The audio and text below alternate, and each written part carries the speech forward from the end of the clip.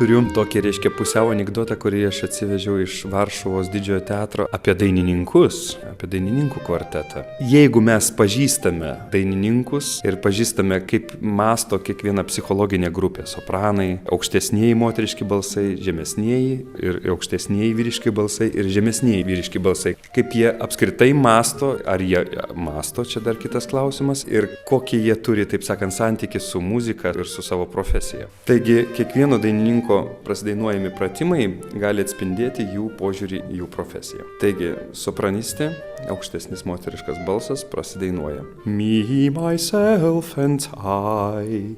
Reiškia, aš ir tik tai aš. Reiškia, aš ir mano ego.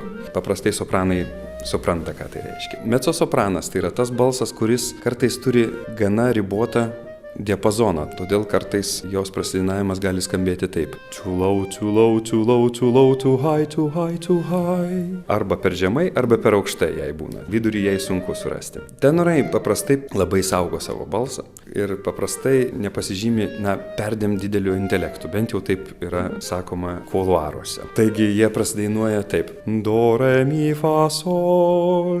Tada reikia šiek tiek pagalvoti, kas toliau ir do, re, mi, fa, sol. Taigi, bosui lieka, ko gero, toks prasidainavimo būdas. Ir tiek.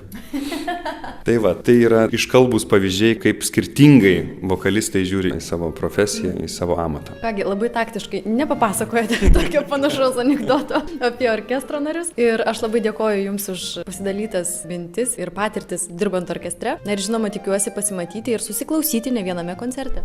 Ačiū labai, kviečiame į koncertus.